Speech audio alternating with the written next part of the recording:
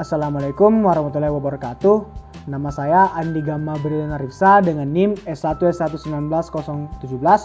Saya merupakan anggota kelompok 3 Praktikum Jaringan Komputer 1. Pada kesempatan ini, pada video kali ini saya akan menjelaskan alat-alat yang akan digunakan pada praktikum Jarkom. Yang pertama ada kabel UTP. Kabel UTP itu merupakan singkatan dari Unshielded Twist Pair.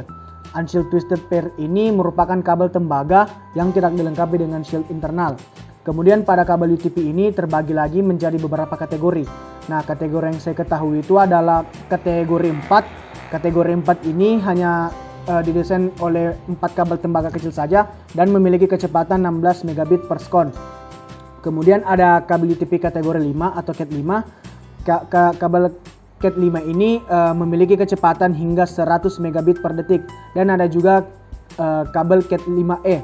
Kemudian ada kabel UTP kategori 6. Kabel UTP kategori 6 ini termasuk kabel yang paling tinggi untuk sekarang dan memiliki kecepatan sebesar 1-10 gigabit per second. Kemudian yang kedua ada RJ11. RJ11 itu berfungsi sebagai konektor dari kabel UTP Cat 4. Kabel UTP Cat 4 ini digunakan untuk suara dan telepon.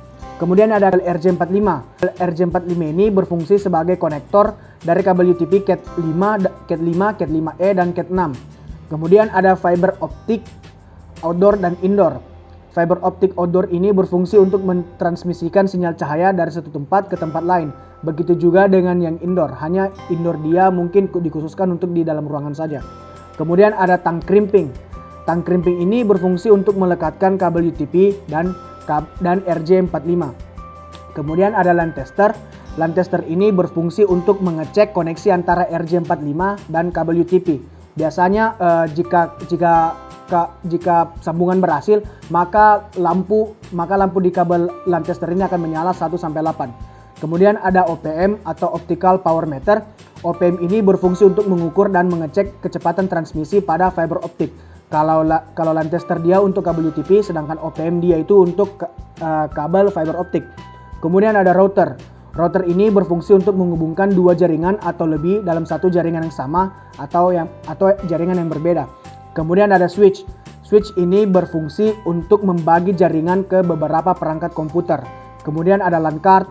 LAN card itu berfungsi untuk menangkap sinyal WiFi jaringan LAN dengan menggunakan media kabel. LAN card biasa ditemukan di PC atau di laptop. Kemudian ada wireless card. Wireless card ini berfungsi untuk menangkap sinyal WiFi jaringan LAN tanpa menggunakan media kabel. Seperti yang kita ketahui dengan namanya saja, wireless card. Kemudian ada access point indoor. Access point indoor ini berfungsi untuk memancarkan sinyal wireless yang dipancarkan oleh router. Kemudian ada access point outdoor. Sama dengan access point indoor, dia akan berfungsi untuk memancarkan sinyal wireless, hanya jangkauannya dia lebih luas. Kemudian ada yang terakhir yaitu barrel. Barrel ini berfungsi untuk sebagai penyambung antar dua kabel UTP. Nah, tapi ketika kita menggunakan barrel ini, maka kecepatannya akan sedikit lambat daripada biasanya. Sekian video singkat dari saya.